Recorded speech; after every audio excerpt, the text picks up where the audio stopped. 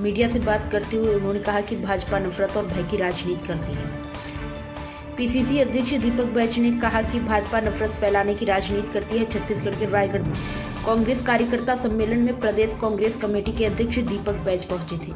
यहां उन्होंने कार्यकर्ताओं को रिचार्ज करते हुए पार्टी के पक्ष में गंभीरता से काम करने को कहा।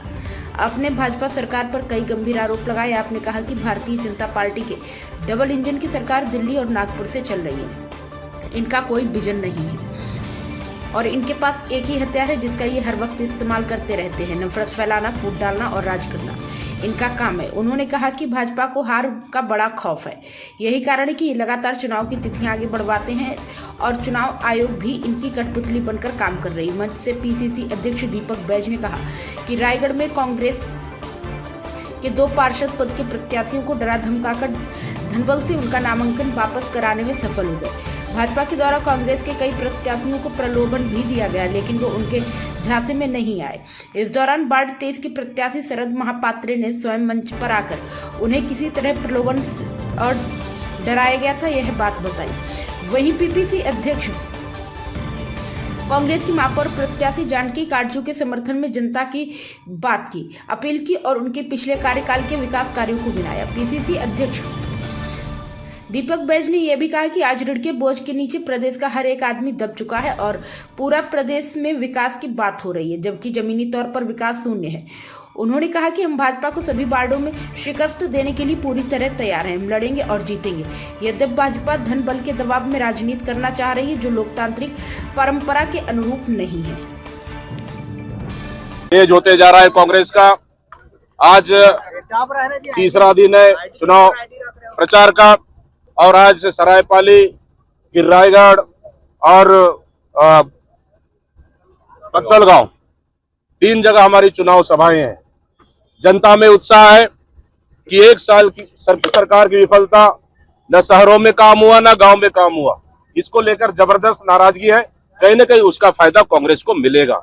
सरकार पहले तो चुनाव में जाने से डर गई, अध्यादेश लाया, फिर 6 महीने बढ़ाए, लेकिन कांग्रेस पार्टी के दबाव और जनता के दबाव से मजबूरन में चुनाव कराना पड़ रहा है। चुनाव करा भी रही है तो देखेंगे आप धमतरी का क्या हालत है। वहां पे जबरन का मुख्यमंत्री का फोन जाता है, रात को 11 बजे नामांकन रद्द कर दो, दूसरे दिन नामांकन रद्द हो जाता है। अब रायगढ़ का बात करेंगे, 2 वार्ड के प्रत्याशी को जबरन का डरा धमका कर, लालच देकर उनको नाम वापस कराना। अब बसना का देखेंगे आप, नगर पंचायत अध्यक्ष को खरीद फरोख्त कर उनको डरा धमका कर उनका नाम वापसी कराना। ये कहीं न कहीं चुनाव से भारतीय जनता पार्टी पूरी तरह से डर गई है, क्योंकि उनके पास कोई मुद्दा नहीं है 1 साल में कि वो जनता के बीच में जाए, इसलिए डर के वजह से इस तरह के हरकतें कर रही है। लेकिन कांग्रेस के पूरे तमाम पार्षद और हमारे मेयर के प्रत्याशी तक मजबूती के साथ चुनाव लड़ रहे हैं और कांग्रेस पार्टी पूरी तरह से मजबूती के साथ उनके साथ खड़ी है। और बहुत ही जल्द ही हम लोग बसना में जिस तरह से इन लोगों ने घटना किए और उसके जल्द ही प्रदेश की जनता देखेगी इनकी हरकतें और कहीं न कहीं बड़ा खुलासा हम बहुत जल्द ही करेंगे। प्रशासन का दुरुपयोग हो रहा है, चुनाव आयोग के पास बिल्कुल यहाँ मंत्री ओपी चौधरी जी है, यहाँ प्रशासन का दुरुपयोग कर रहे हैं और लगातार लोगों को डराना, व्यापारियों को डराना, उद्योगपतियों को डराना, कांग्रेस के कार्यकर्ताओं को डराना। मतलब यहाँ पे एक लोकतंत्र नहीं बल्कि यहाँ पे गुंडा राज स्थापित किए हैं और गुंडा राज स्थापित कर यहाँ के डरा धमका कर यहाँ राजनीति करना चाहते हैं। लेकिन लोकतंत्र में इसके लिए कोई स्थान नहीं है। यहाँ पे नगर निगम हमारे रायगढ़ में निश्चित रूप से कांग्रेस को मतदान करेगी यहाँ की जनता और कांग्रेस का मेयर, पार्षद और मेयर हम बनाएंगे। इसके लिए निर्वाचन आयोग के पास जाएगी कांग्रेस? बिल्कुल, जहाँ भी आवश्यकता पड़े निर्वाचन आयोग के पास जाएंगे, शिकायत करेंगे और इनकी तानाशाही को हम बर्दाश्त नहीं करेंगे। एक शिकायत ये है कि जो भी पार्षद प्रत्याशी वो मेयर प्रत्याशी की फोटो साथ में नहीं लगा रहे हैं। अगर कोई ऐसा बात आया होगा तो हम लोग अभी डिस्कशन करेंगे, लेकिन हमारा प्रत्याशी और मेयर और पूरी संगठन तीनों मिलके मजबूती के साथ यहाँ पे चुनाव लड़ रहे हैं और यहाँ पे चुनाव हम जीतेंगे। प्रदेश में कैसा माहौल है भैया, क्या लगता है? प्रदेश में जबरदस्त माहौल है। एक तरफ ओबीसी आरक्षण कटौती लेकर ओबीसी वर्ग नाराज, शहरों में 1 रुपए का काम नहीं, जनता के पास जा नहीं पा रहे, 1 साल का वादा पूरा हुआ नहीं और ये लोग फिर नए घोषणाएं करने जा रहे हैं। आखिर पुराना घोषणाओं का क्या हुआ? क्या 500 रुपए में गैस सिलेंडर मिला?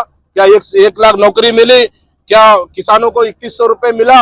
मतलब बहुत सारे इश्यूओं को अगर देखें तो सरकार अगर पूरे देखे तो चारों खाने सरकार पूरी तरह से फेल हो चुकी है। एक्ट्रेस को थैंक यू। राशि दे रहे हैं, महतारी बंधन योजना की राशि मेहतारी बंधन का राशि तो वह सनी लियोन को मिल रहा है, लेकिन हमारे छत्तीसगढ़ की मेहतारियों को नहीं मिल रहा है। इसका जिम्मेदार कौन है? इन मुद्दों को लेकर भी हम जा रहे हैं। कांग्रेस के थैंक यू। बड़े